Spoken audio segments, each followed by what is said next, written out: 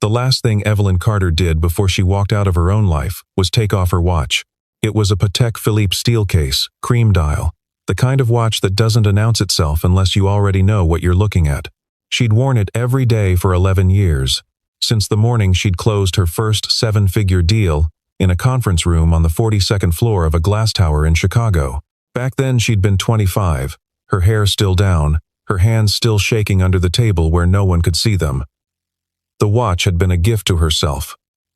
"You did it," it said, every time she glanced at the face. "You're still doing it." She set it in the center of her desk, next to her company phone, and her key card, and a half-finished cup of cold coffee. And she left. No one saw her go. It was 4:47 inches the morning.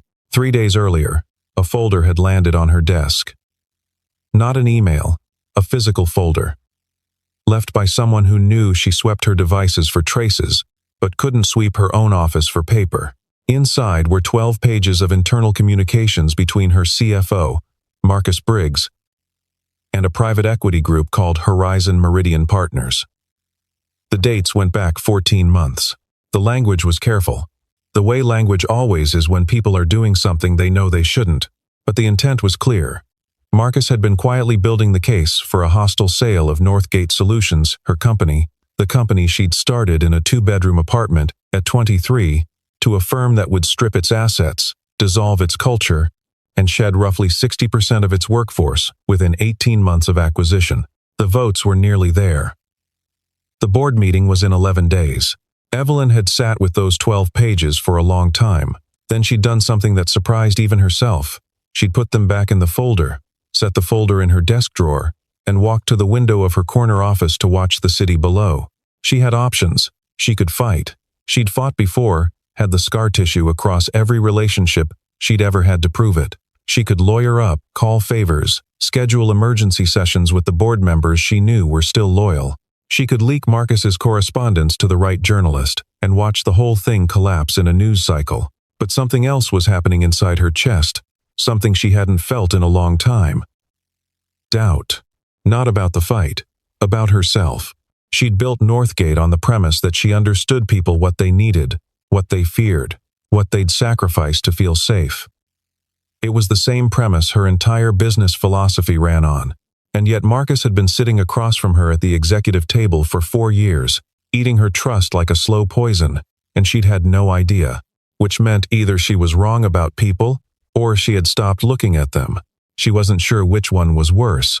The idea came to her at 2 a.m. on a Tuesday, the way the real ideas always did, suddenly, and then with the weight of the obvious. She would disappear, not permanently 7 days. She would go somewhere no one knew her face, live the way the other half of the country lived, and see what she found. Not for research, not for strategy, for something harder to name and easier to need. She called it a sabbatical, in the note she left for her assistant, Rachel. She packed a duffel bag with the most ordinary clothes she owned. A Goodwill flannel she'd bought for a team camping trip years ago. Jeans worn through at one knee, a coat that had been expensive once, but had since lost 2 buttons and its shape. She pulled out cash from 3 different ATMs across the city, small bills, and she drove her personal car, a 6-year-old Honda she used almost never, 4 hours north along the interstate, until she crossed into a part of the state where the towns had names like Harwick and Prospect Falls and Millhaven, where the gas stations still had hand-painted signs and the diners opened at 5:30. She stopped in a town called Cedar Hollow, population 4,200. 1 traffic light. A water tower painted with a faded eagle. She parked the Honda 3 blocks off the main street and pulled her coat collar up against the January cold. For the first time in 11 years, Evelyn Carter was nobody. Cedar Hollow in January had a particular kind of cold, not the sharp, aggressive cold of the city, but something patient and settled, as if the temperature had simply decided to live there and was in no hurry to leave. The sidewalks were salted but still slick in patches. The storefronts on Main Street had their lights on early, amber and quiet through fogged windows, the kind of light that makes a town look like it's keeping its own warmth to itself. Evelyn had $63 in her coat pocket. She'd slept in her car the first night, parked in a lot behind a closed hardware store, the engine running in 40-minute intervals. By 6 in the morning, she was cold in a way that had moved past discomfort into something more fundamental. A coldness that slowed her thoughts and made the simplest decisions feel enormous. She tried the diner on 2nd Street first. The woman behind the counter had looked at her coat, her unwashed hair, the absence of a phone or bag, and told her they weren't hiring, and the booths were for paying customers only. She said it without cruelty. The way people say tree, Evely 3-2. Evelyn sat on the bench outside for a while, watching the morning unfold. A hardware store. A post office. A barber shop with a closed sign. A credit union with a parking lot full of snow. 3 people walked past her in 10 minutes.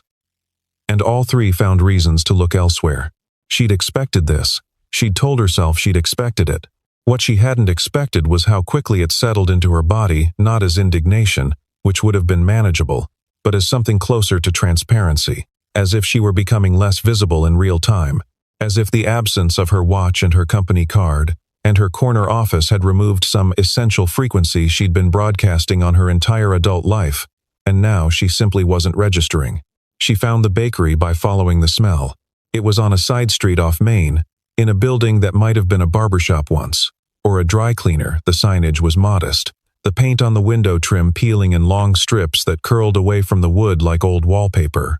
The sign above the door read Hayes Bakery in hand-cut wooden letters, unevenly spaced, the kind of thing someone had made themselves over a weekend, with more effort than skill. A small hand-painted board in the window listed the day's offerings in blue chalk. Through the glass, she could see the interior. 6 tables, mismatched chairs, a glass case along one wall with bread and pastries arranged without particular ceremony, a string of lights along the ceiling, the small white kind, still lit at 8 in the morning like someone had forgotten to turn them off or simply decided not to bother. She stood outside for a moment, her breath making a small cloud. Then the door opened. Not because anyone had seen her. The door opened because a little girl in a yellow coat was coming out, holding a cloth bag in both hands with the focused expression of someone carrying something important. She nearly walked into Evelyn. She stopped, looked up, and her face did something that Evelyn would think about for a long time afterward. It didn't close. Most adult faces closed when they looked at Evelyn now, some quickly, some slowly, but they all registered the same sequence. Assessment, categorization, withdrawal. The girl's face did none of that. She just looked at Evelyn the way you look at weather. Directly. Without judgment. With simple, factual curiosity. "You're cold," the girl said. It wasn't a question. Evelyn opened her mouth to say something, and found she didn't have anything to say. The girl turned back toward the open door. "Bah," she called, using what Evelyn would later understand was a habit, a leftover word that had attached itself to her father's name the way children's words sometimes do. "There's a lady. She's cold." From somewhere behind the counter, a man's voice.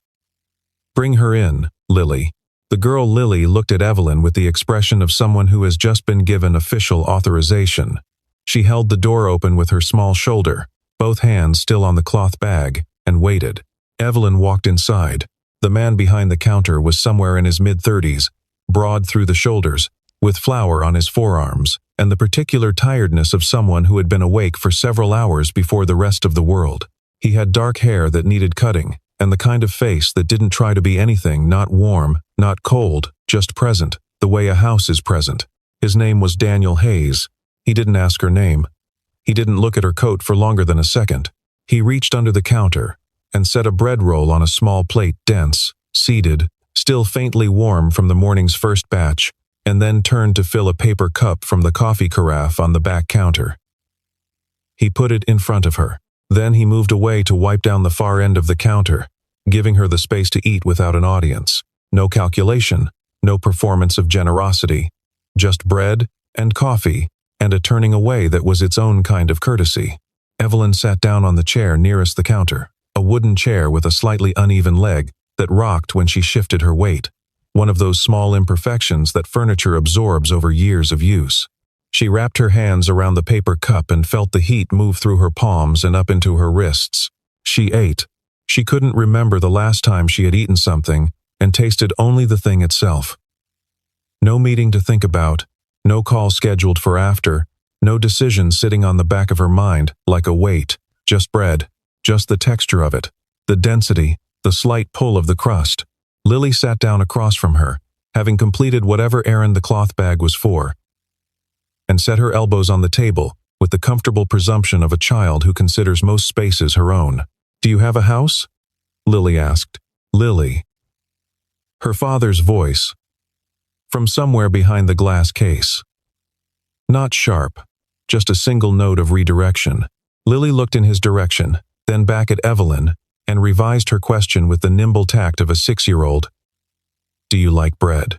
"Yes," Evelyn said. "I like bread. My dad makes it. He gets up at 4 o'clock. She said this with the specific pride of someone reporting a fact they find both impressive and slightly inconvenient. "I have to be quiet until 6, or the dough doesn't work." "Does the dough really not work?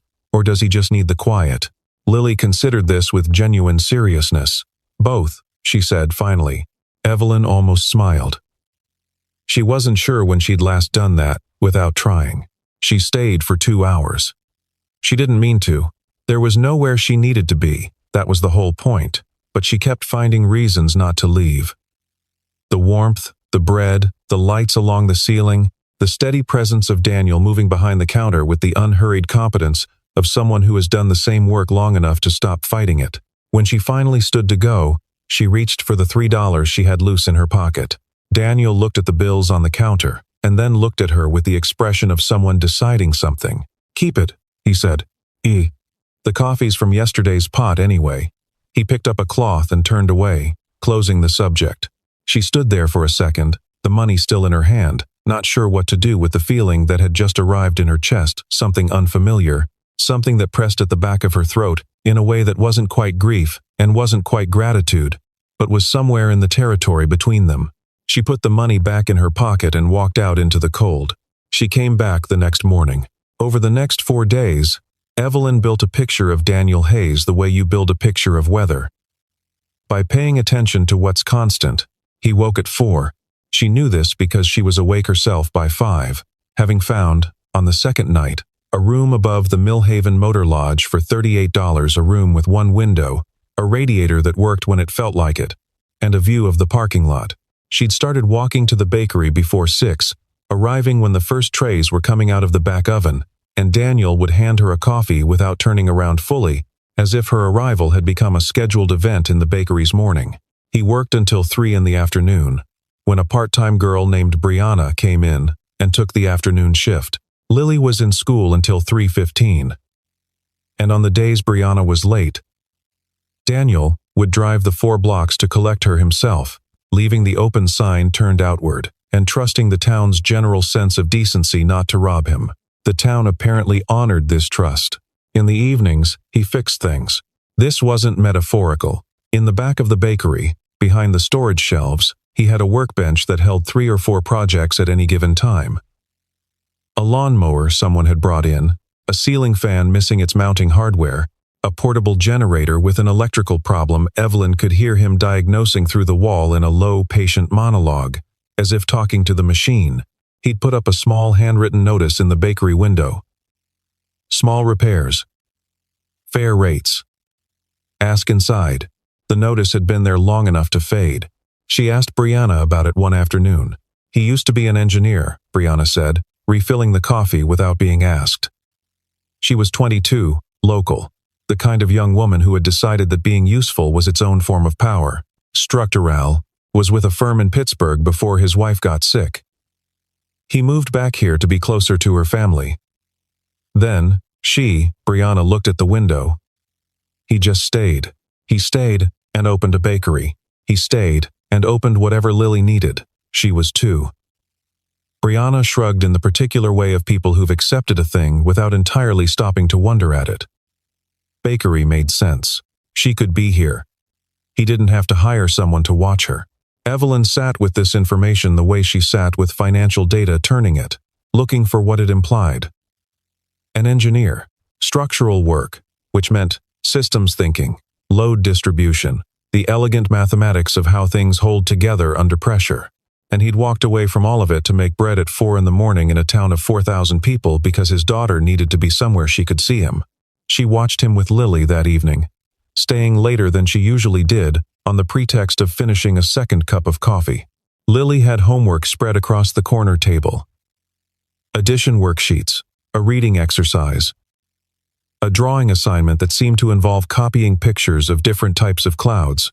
Daniel sat across from her, elbows on the table, checking her math with the quiet attentiveness of someone for whom this is the most important meeting of the day. He didn't have his phone out. He didn't look at the clock. He was just there. Evelyn thought about the last time she had been just somewhere, without half her mind already at the next appointment.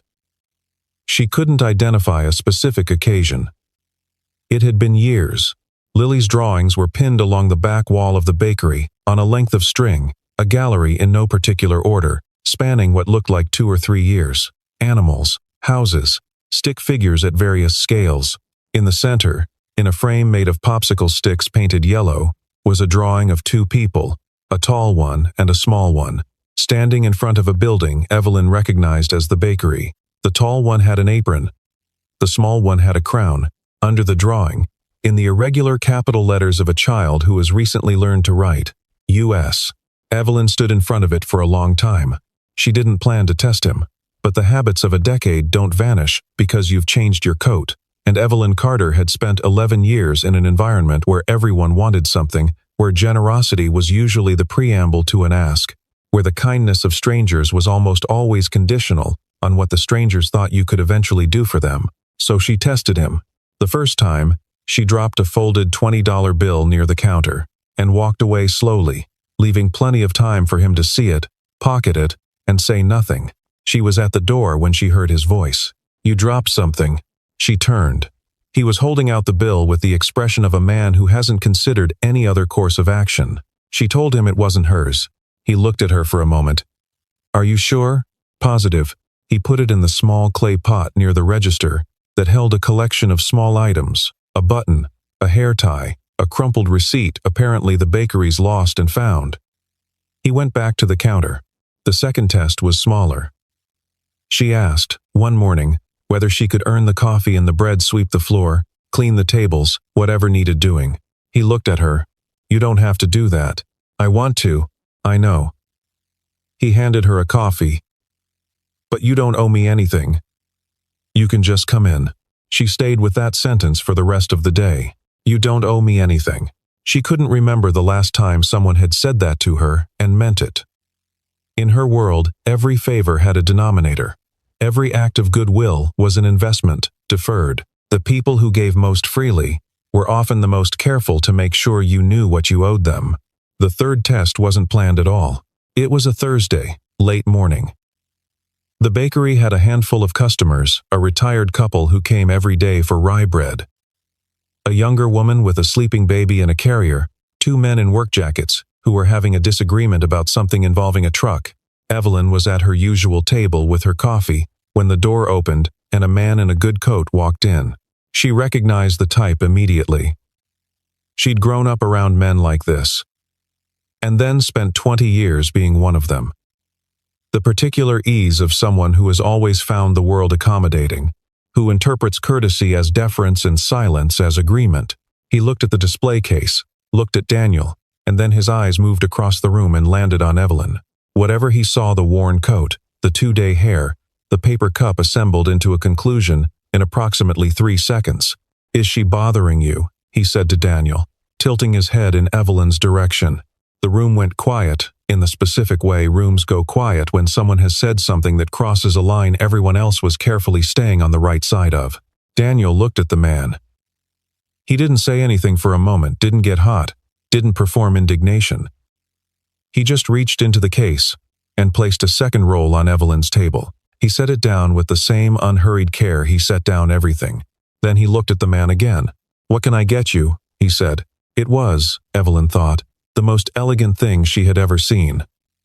No lecture, no confrontation, just an action that said, "She's a guest.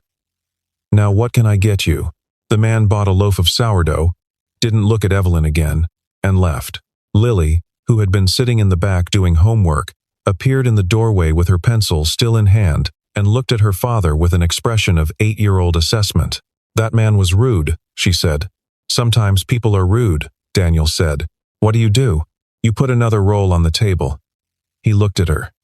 Go finish the worksheet. Lily looked at Evelyn. Evelyn looked at her roll. Lily went back to the worksheet. Evelyn sat very still for a moment. Then she picked up the roll. The story came out in pieces, the way stories do when no one is trying to tell them. She learned about Rebecca from Brianna, first the name, the illness, the approximate timeline. She learned the shape of it from Daniel in fragments, an offhand reference to before the bakery, a comment about Lily's drawings that circled something without touching it, the particular way he spoke about Pittsburgh as a place he'd once been, recited with the neutrality of someone who has processed a thing enough times to take the heat out of it. On the fifth evening, she helped him close up. She'd started doing this naturally, without asking, the way you fall into the routines of a place when you've been in it long enough. She wiped tables while he swept, and Lily sat in the corner finishing a picture of what appeared to be a horse standing in the ocean. She asked him about the engineering. She asked it carefully. The way you ask about something you already know might have weight. He swept for a while without answering. Then, I was good at it, structural. He looked at her briefly, not asking how she knew. Load analysis, mostly. How things distribute weight over time. Whether a structure will hold. He paused. Turns out it's good background for bread, actually. Same principles. You're always asking, what holds? What gives first under pressure? Do you miss it? He leaned the broom against the wall and looked around the bakery, the string of lights, the drawings on the wall. Lily's head bent over her horse. I miss the version of my life where Rebecca was in it, he said, and then said nothing else for a moment, giving the sentence room to be exactly what it was. But this he gestured without drama. A small motion that took in the whole space. This is what Lily needed. So it's what we have. There was no performance in it. No martyrdom, no suppressed bitterness. No invitation for sympathy. It was just the plain shape of a decision he'd made and kept making every day. Evelyn thought about the decisions she'd made and kept making. The early mornings, the late nights, the years of her 30s that had passed in a blur of conference rooms and quarterly reports. She told herself it was discipline, devotion, that she was building something that would matter. And she had built something that mattered. She knew that. Northgate Solutions employed 4,300 people. Their healthcare platform had reached 11 million users across 22 states.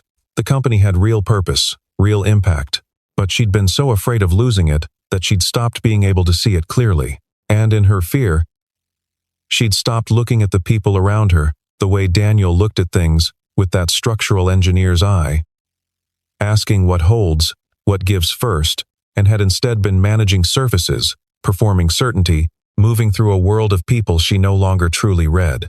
That was how Marcus had happened. She set down the cloth she'd been using and looked at the drawing on the wall, the two figures, the bakery, the popsicle stick frame. Behind her, Lily said, without looking up from the horse, "My mom's in all the pictures. You just can't see her." Evelyn turned. Lily was still drawing, her pencil moving across the page. "She's the one who taught me how to draw the water. She said water is just the sky, but upside down." She finished a line, looked at it critically, looked at her father. "Is that scientifically correct?" "Close enough," Daniel said. Lily nodded, satisfied, and went back to the horse. Evelyn looked at the drawings on the wall with different eyes. The house that appeared in 17 of them, in slightly different sizes. The third figure, who appeared in some of the older drawings, smaller, less detailed, but always there, always standing between the tall figure and the small one. You just can't see her. She thought about her own mother, who had died when Evelyn was 12. Who she still sometimes caught herself about to call with news, reaching for a phone to tell a person who was no longer there.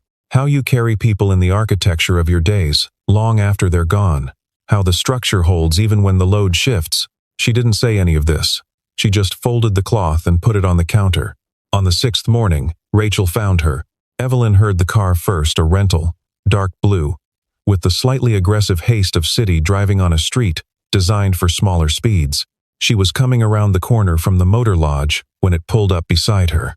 And Rachel Fowler got out with the expression of a woman who has been very professionally frightened for approximately 72 hours.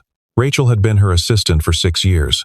She was 31, methodical, possessed of a quality Evelyn valued above almost everything else. The ability to distinguish between crises that required immediate action and crises that required only management. She was one of 4 people in Evelyn's life whom Evelyn trusted completely. "The board meeting has been moved up," Rachel said. "Marcus is calling it for Thursday." 3 days. Evelyn stood on the sidewalk in her worn coat. The cold was familiar now, almost comfortable. "How bad?" "He has 8 votes. He needs 9 to push through the sale. Greta Aldine is on the fence." Rachel handed her a phone, not Evelyn's old one. A new burner with the relevant contacts already loaded. "He's been telling the board you've had some kind of breakdown, that you're unfit to run the company. He's using the disappearance as evidence." Evelyn looked at the phone. "The CFO's correspondence is already with the attorneys," Rachel continued. "Mitchell filed the injunction paperwork yesterday, but you need to be physically present at the meeting, or the board can proceed without you. That's in the bylaws." "I know what's in the bylaws." "Then, you know you have 3 days. Rachel paused. "I also know that you came here for a reason, and I don't know what it was, but I know you well enough to know it matters to you. I'm not asking you to stop." Another pause. "I'm asking you to come back before Thursday."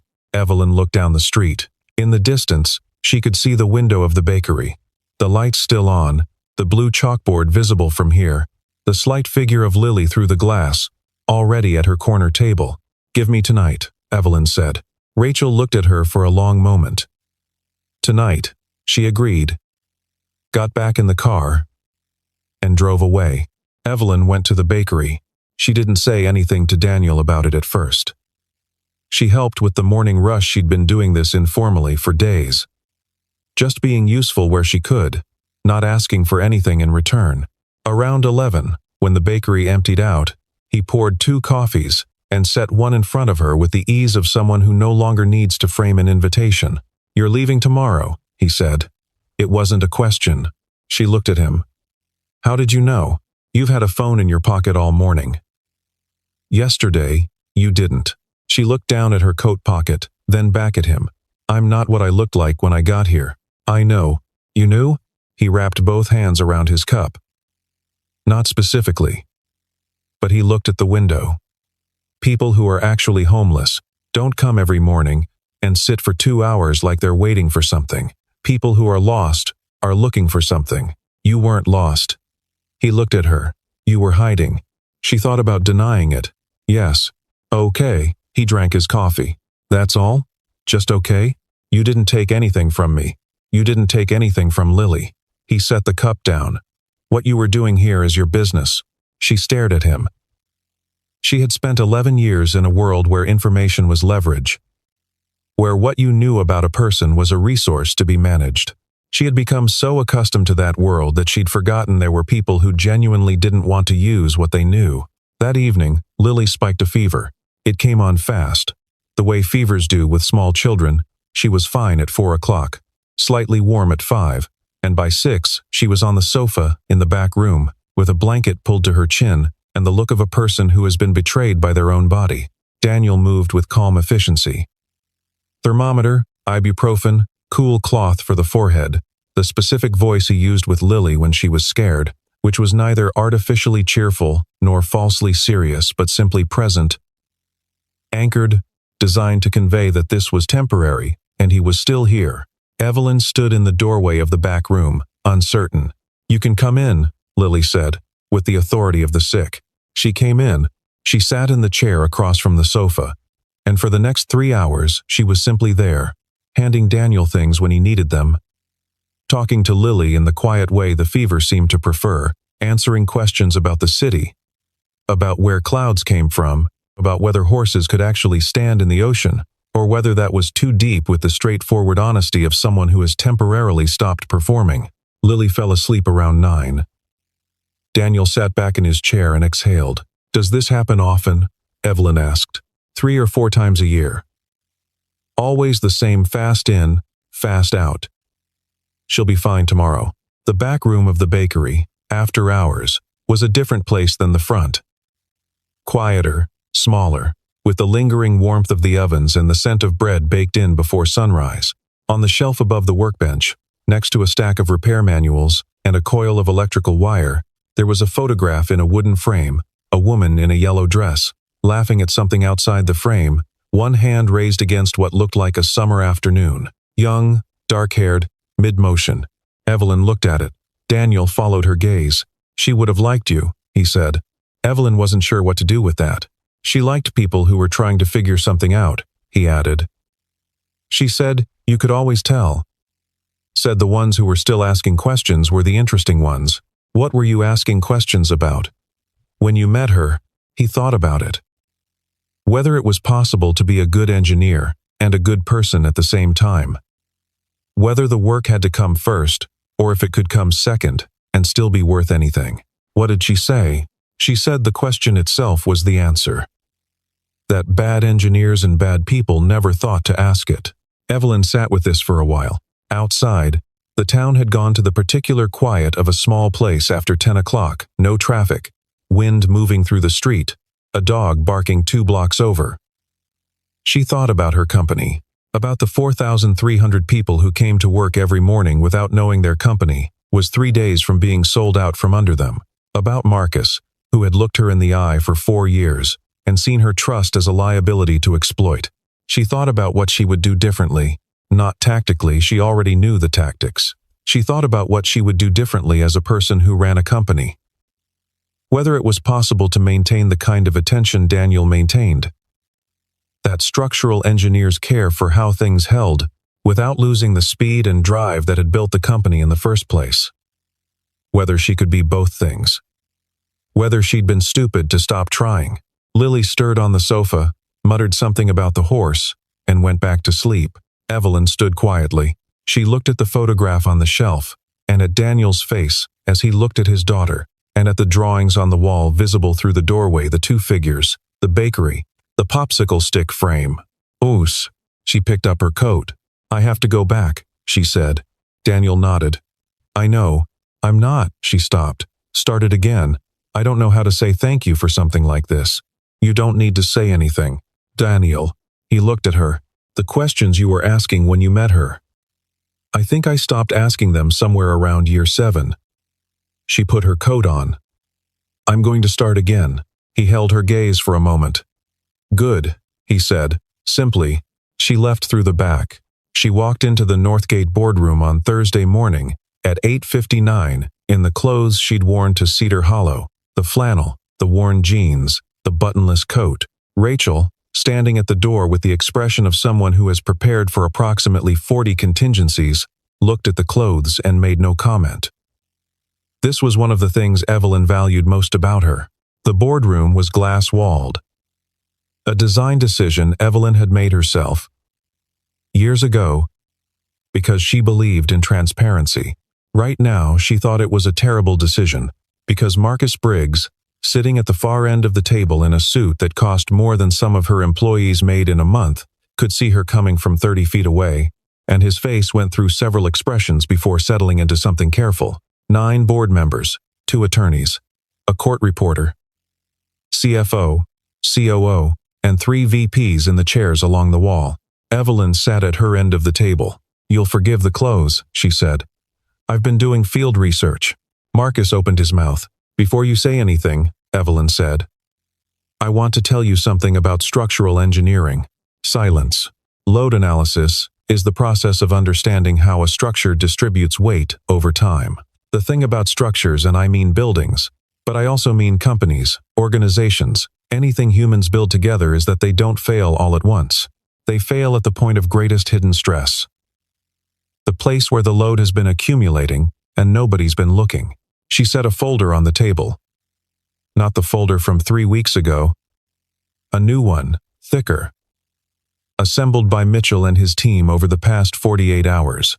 Marcus has been the hidden stress point in this structure for 14 months. The documentation is in front of you. I'll wait while you read it. The room was very quiet. She waited. What followed was not a clean, cinematic confrontation. It was the messy, procedural reality of institutional process. Attorneys conferring in low voices, Board members reading with the careful attention of people who understand they are now witnesses, Marcus's attorney calling for a recess that was granted and then, within 20 minutes, made irrelevant by the weight of what the folder contained. At 12:14, the proposed sale to Horizon Meridian Partners was formally withdrawn. At 1:30, Evelyn called an all-hands address. She didn't use slides. She stood in front of her company's 4,300 employees, most watching via the internal streaming system, some in the atrium below, and she said the things she'd been thinking about in a back room in Cedar Hollow, while a 6-year-old slept off a fever. She said the company would implement a new internal review process, bottom up rather than top down, specifically designed to surface the concerns that never made it to the executive floor. She said compensation transparency protocols would be updated before the next quarter. She said she'd be spending 2 days a month in the field, not corporate visits, but actual time with the operational teams, the people who ran the systems, fixed the problems, built the thing that the boardroom talked about.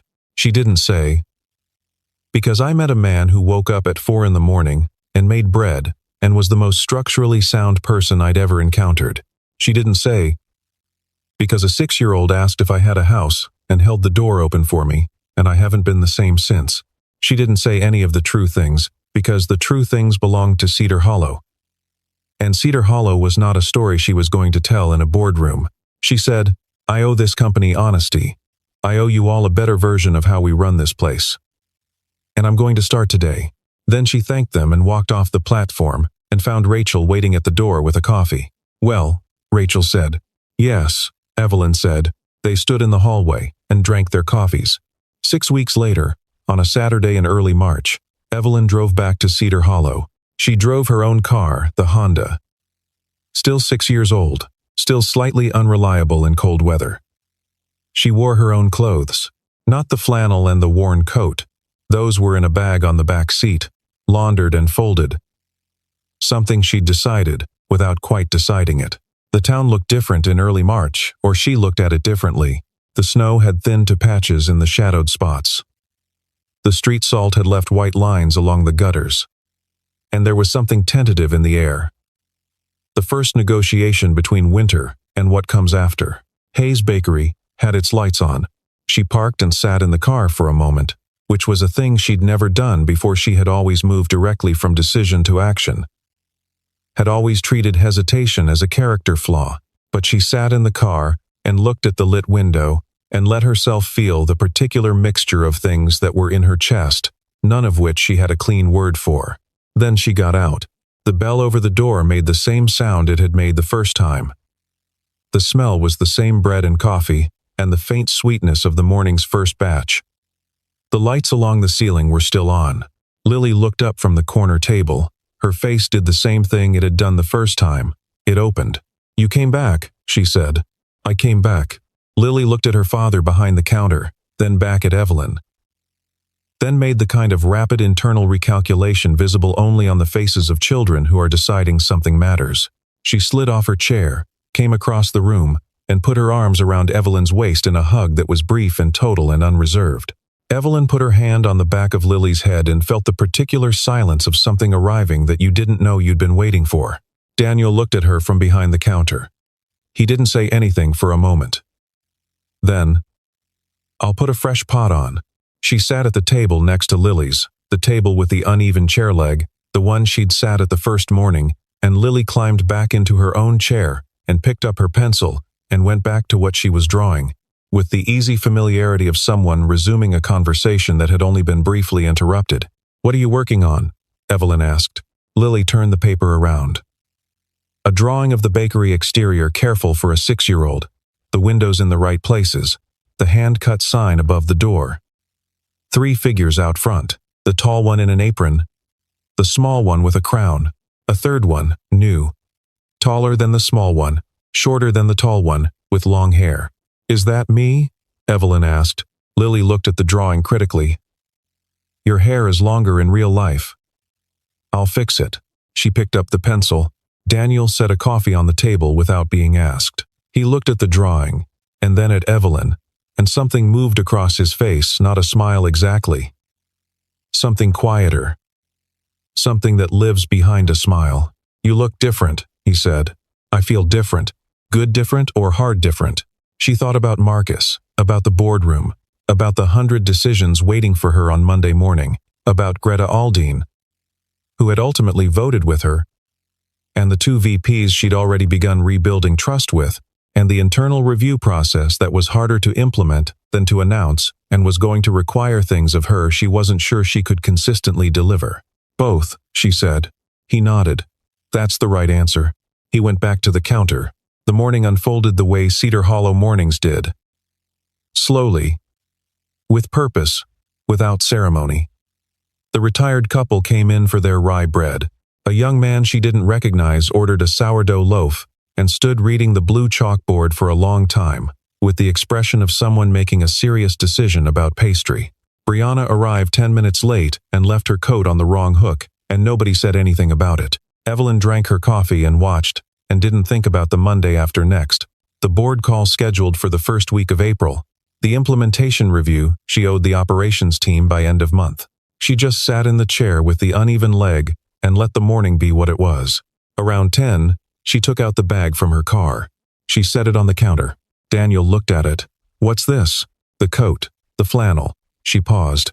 I thought if someone else comes in cold, you might have use for them. He looked at the bag, then at her. I cleaned them, she added.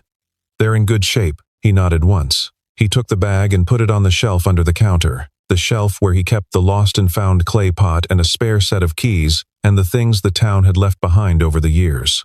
Then he looked at her. Are you going to come back? He asked. It was a simple question. No weight on it. No expectation built into the frame. Just the question, asked by a man who had a daughter who had already added a third figure to her drawing, who would add or remove it depending on what happened next without malice or drama, because that was what children did. They drew what was true and adjusted as truth changed. Evelyn thought about the drive, 4 hours each way. She thought about Saturday mornings, which she had spent for the past decade in the office or on calls. A habit that had long since stopped being necessary and had become merely reflexive.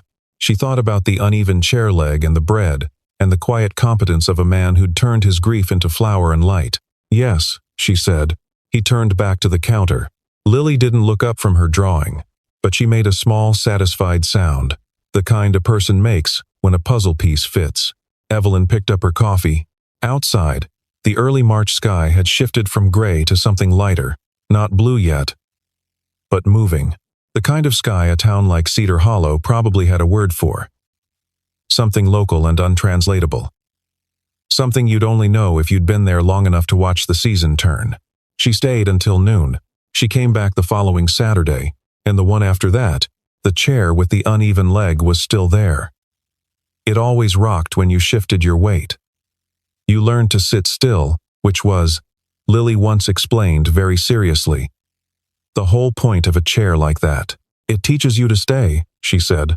Evelyn thought that was, structurally speaking, exactly right.